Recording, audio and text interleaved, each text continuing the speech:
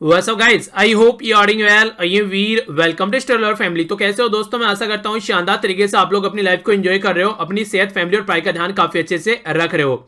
तो ये जो वीडियो है ये हर एक एग्जाम के लिए आप लोगों को फायदा पहुंचाने वाली है, चाहे आप लोग इंडिया के अंदर किसी भी एग्जाम की तैयारी क्यों ना कर रहे हो। यहाँ पर यूपीएससी या ईपीएफओ लिखा हुआ है, इसका मतलब ये नहीं कि बस इन्हीं एग्जाम में फायदा पहुंचाएगी।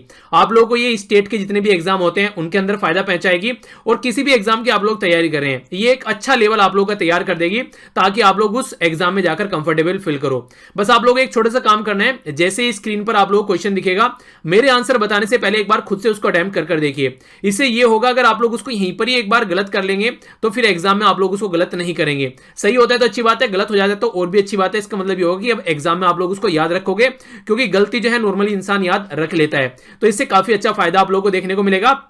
और इसी के साथ में वीडियो कंप्लीट होने के बाद में अपना स्कोर जरूर देखा कीजिए कि आप लोगों का स्कोर बढ़ रहा है या घट रहा है। अगर घट रहा है तो थोड़ा सा देखिए कहां पर कमी रह रही है, आप लोगों को उसके ऊपर किस तरीके से काम करना है, और बढ़ रहा है तो फिर अच्छी बात है, और अच्छे से आप लोगों को फोकस देकर आगे बढ़ना है। और वीडियो सुनने के बाद में लगेगा कि पीडीएफ आप लोगों को चाहिए तो टेलीग्राम से जाकर इसको डाउनलोड कर लीजिएगा, लिंक वीडियो के नीचे आप लोगों को इसका डिस्क्रिप्शन बॉक्स में मिल जाएगा। ओके, तो आइए आज का डिस्कशन स्टार्ट करते हैं बिना किसी देरी के। आज का फर्स्ट क्वेश्चन देखते हैं।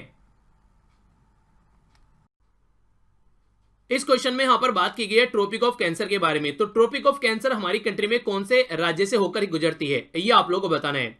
ए में बोला गया गुजरात, मध्य प्रदेश, छत्तीसगढ़, मणिपुर। बी बोला गया राजस्थान, झारखंड, वेस्ट बंगाल, मिजोरम। सी बोला गया उत्तर प्रदेश, मध्य प्रदेश, बिहार, झारखंड। सी बोला गया महाराष्ट्र, छत्तीसगढ़, उड़ीसा और आंध्र प्रदेश। सही आंसर क्या है? ए, बी, सी या फिर डी। तो सही आंसर आइए एक बार देख लेते हैं, डिटेल में थोड़ा सा डिस्कस कर लेते हैं और एक नेक्स्ट लेवल पर आप लोगों को लेकर चलता हूं। अब तक आप लोग राज्य याद करते थे, पर आप लोगों को एक एक स्टेट भी यहां पर बताऊंगा जो कि इंपोर्टेंट आप लोगों से एग्जाम में पूछी जा सकती है।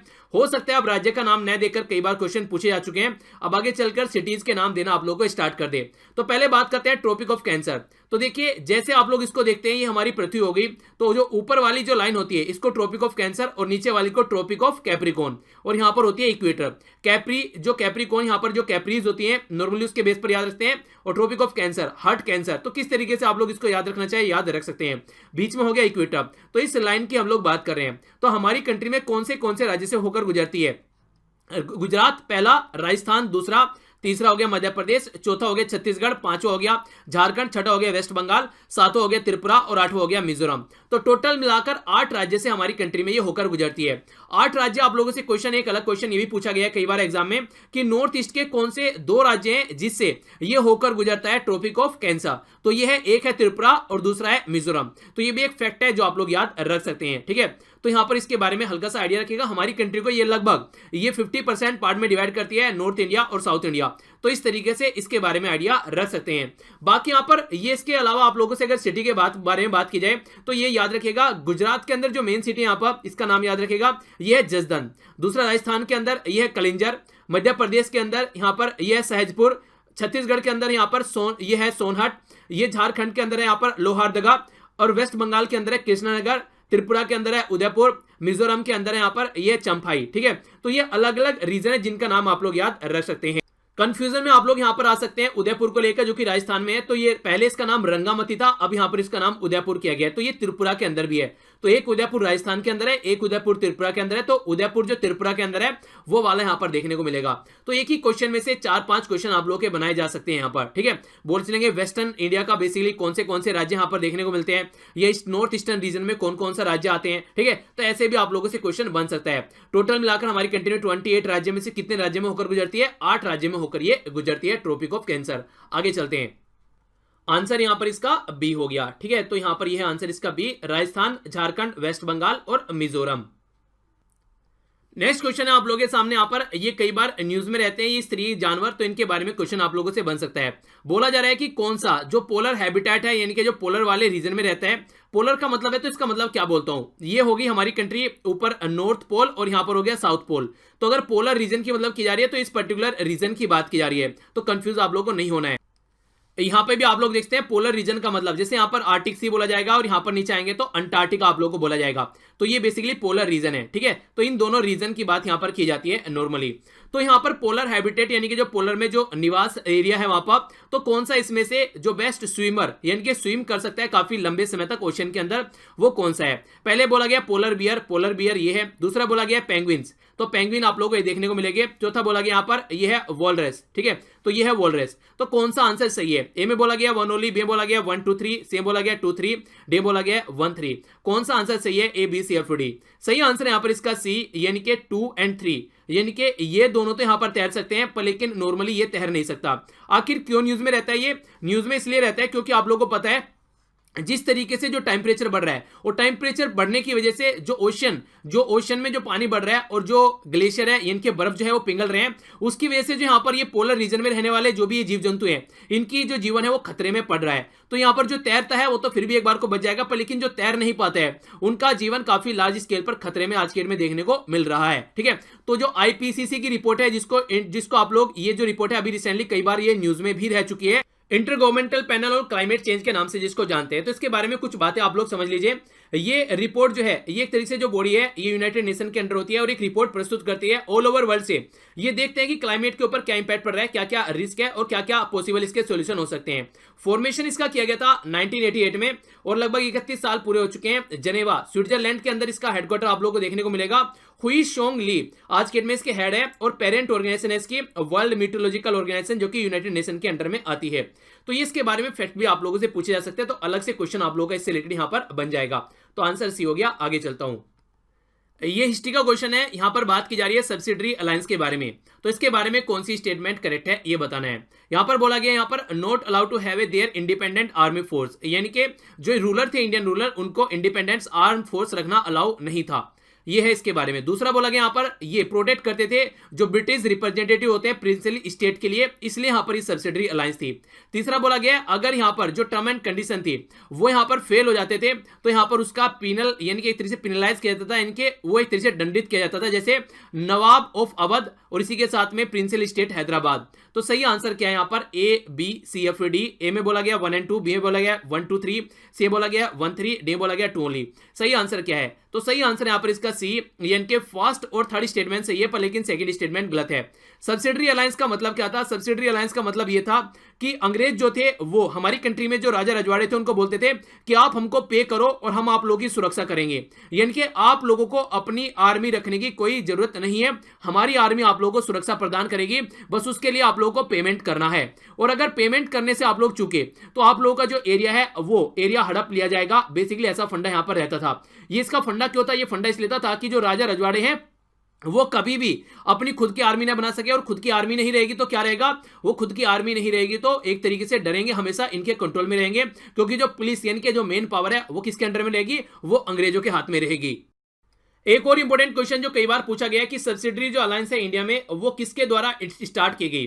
तो ये स्टार्ट की गई लॉर्ड वेलेस्ली के द्वारा। लॉर्ड वेलेस्ली जो इंडिया में रहा यहाँ पर ये 1798 से लेकर ये 1805 तक यहाँ पर हमारी कंट्री में एज ए गवर्नर जनरल रहा। तो इसके द्वारा सब्सिडरी अलायंस स्टार्ट की गई थी और काफी एक नेगेटिव इंपैक्ट पड़ा हमारी कंट्री में, क्योंकि कहीं ना कहीं हमारी कंट्री के जो राजा है वो कई सारे इसके कंट्रोल में आ गए। तो ये अलग से क्वेश्चन पूछ लिया जाता है। आंसर यहाँ पर सी हो गया। आगे चलते हैं।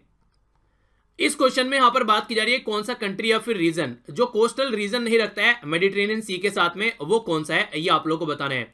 जो फर्स्ट स्टेटमेंट में यहां पर ये सारी 4 पॉइंट है, इनमें से आप लोगों को चेक करना है कौन सा यहां पर मेडिटेरेनियन सी के साथ में बॉर्डर टच नहीं करता है। मोरक्को, लीबिया, माल्टा और नेक्स्ट यहां पर मोल्दोवा। तो कौन सा आंसर सही है? A B C F D. तो जो सही आंसर यहां पर इसका ये है डी, यानी कि मोल्दोवा। बाकी सारे मेडिटेरेनियन सी के साथ में टच करते हैं बॉर्डर। एक बार आप लोग देख लीजिए किस पर्टिकुलर रीजन की बात यहां पर की जा रही है। यहां पर माल्टा आप लोग देखते हैं, ये यहां पर एग्जैक्ट जो पोजीशन है ये है माल्टा की, ठीक है। तो मेडिटेरेनियन सी के अंडर ही है। ये हो गया यहां पर मोरक्को, साइड में आप लोग थोड़ा सा आएंगे, और ये हो गया यहां पर लीबिया। बाकी जो बात की जा रही है मोल्डोवा की, वो आप लोग ऊपर देख सकते हैं, इस वाले रीजन में आप लोग देखिए, यहां पर आप लोग मोल्दोवा देख पाएंगे। ये हो गया मोल्दोवा, ठीक है। तो माल्टा अंदर हो गया, मोरक्को यहां पर हो गया, ये आप लोगों के सामने।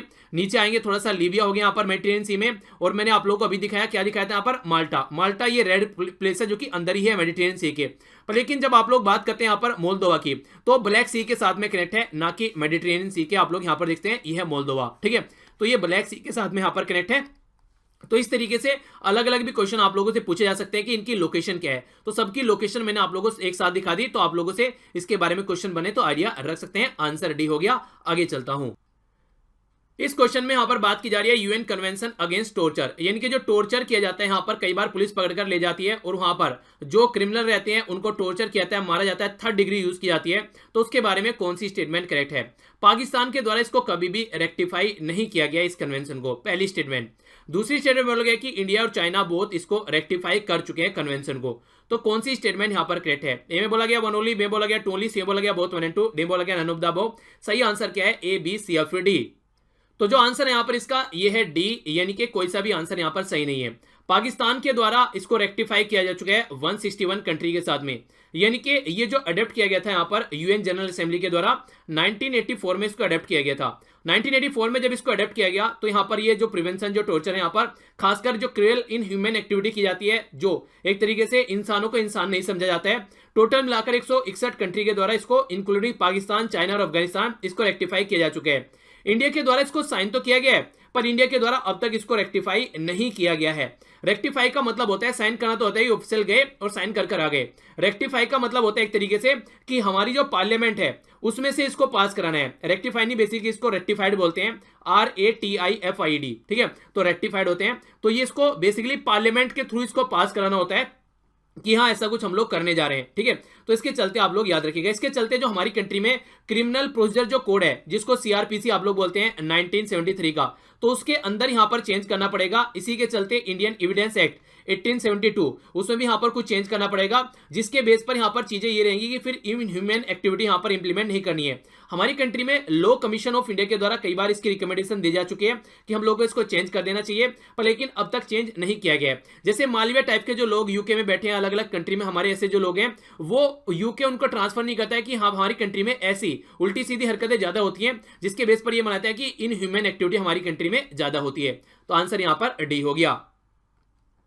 इस क्वेश्चन में यहां पर बात की जा रही है according to Indian forest status report, तो जो फरवरी 2018 में रिलीज की गई थी, तो उसके बारे में पूछा जाता है कि कितना हमारी कंट्री में फॉरेस्ट एरिया कवर है, ये आप लोगों को बताना है। ए में बोला गया 23% जो टोटल एरिया का, बी में बोला गया 23.4%, सी में बोला गया 24% और डी में बोला गया 24.40%, यानी कि एक तरीके से आप लोग बोल सकते हैं कि 24.40% और यहां पर हो गया 23.40%। तो इन्हीं में से कोई ऑप्शन होगा जो मिलते जुलते हैं सारे। तो आंसर क्या है सही यहां पर आप लोगों को ये बताना है, ए, बी, सी या फिर डी।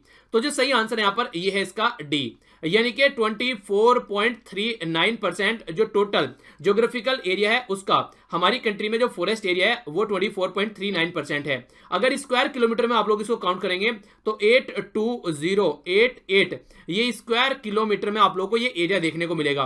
तो किसी भी तरीके से फैक्ट पूछा जाए तो आप लोग याद इसके बारे में आइडिया रख सकते हैं। सैटेलाइट डेटा के द्वारा एनालिसिस किया गया हमारी कंट्री में जो फॉरेस्ट सर्वे ऑफ इंडिया है वो रिलीज करता है यहां पर, जो कि release basically forest survey of India के द्वारा कंक्लूड किया गया और ministry of environment and forest climate change के द्वारा इसको पब्लिक किया गया इस रिपोर्ट को, ठीक है। तो इसको बोलते हैं इंडियन फॉरेस्ट स्टेटस रिपोर्ट। तो आंसर डी सही हो गया। आगे चलता हूं, नेक्स्ट क्वेश्चन यहां पर बात कर रहे हैं मियां तानसेन के बारे में। तो मियां तानसेन के बारे में कौन सी स्टेटमेंट करेक्ट नहीं है, ये आप लोगों को बतानी है। तो सबसे पहले बोला गया कि जो तानसेन का जो टाइटल दिया गया था इनको, ये दिया गया था एम्परर अकबर के द्वारा। दूसरा बोला गया इनके द्वारा ध्रुपद को कंपोज किया गया है, जो कि गॉड्स एंड गॉडेसेस यानी कि जो देवी और देवताओं से रिलेटेड था। इनके द्वारा कंपोज किया गया है अपने सॉन्ग का पैटर्न्स, यानी कि एक तरीके से संरक्षक अपने सॉन्ग का, इनके द्वारा कंपोज किया गया अपने गीतों के संरक्षक। तीसरा बोला गया यहाँ पर इन्वेंटेड किया गया इनके द्वारा रागा, तो जो राग होते हैं ना आप लोग बोलते हैं राग जो है वो इन्हीं के द्वारा आविष्कार इनका किया गया है। तो कौन सी स्टेटमेंट करेक्ट नहीं है इनसे रिलेटेड? तो जो आंसर है यहाँ पर ये है ए, जो बोला जा रहा है कि अकबर को इनका टाइटल, अकबर के द्वारा इनका टाइटल दिया गया था। तो राजा ये अकबर के द्वारा नहीं दिया गया था यहाँ पर, ये जो दिया गया था यहाँ पर ये ग्वालियर के जो राजा थे, राजा विक्रमजीत, उनके द्वारा यहाँ पर इनको तानसेन का टाइटल दिया गया था, ठीक है। तो ये स्टेटमेंट गलत है, बाकी सारी स्टेटमेंट सही है। अलग अलग भी क्वेश्चन आप लोगों से पूछ ले जाते हैं कि जो रागा है उसका इन्वेंशन किसके द्वारा किया गया था, ध्रुपद किसके द्वारा कंपोज किया गया था, ये गॉड्स एंड जो गॉडेसेस हैं उनसे रिलेटेड। तो ऐसे भी क्वेश्चन आप लोगों से बन जाते हैं, ठीक है। तो एक ही क्वेश्चन में से कई क्वेश्चन निकल जाते हैं, आंसर इसका ए हो गया। तो ये था टोटल आज का डिस्कशन। आई होप कि आप लोगों ने एंजॉय किया होगा। अगर लेक्चर पसंद आया तो देखिए इसकी लेक्चर की पीडीएफ आप लोग डाउनलोड कर सकते हैं टेलीग्राम से जाकर। सारी जो भी आज तक के लेक्चर मैंने लिए हैं सबकी पीडीएफ आप लोगों को टेलीग्राम पर मिल जाएगी। इसी के साथ में अगर आप लोगों को लेक्चर पसंद आता है तो ही इसको लाइक कीजिएगा, पसंद नहीं आता तो एकदम डिसलाइक कीजिएगा। डिसलाइक क्यों किया कमेंट बॉक्स में जरूर बताना, ताकि आने वाले टाइम में लेक्चर को और ज्यादा इंप्रूव किया जा सके। तो मिलता हूं नेक्स्ट लेक्चर में। बड़ों को नमस्ते, छोटों को प्यार, छोटी सी लाइफ एंजॉय करार। तब तक के लिए जय हिंद।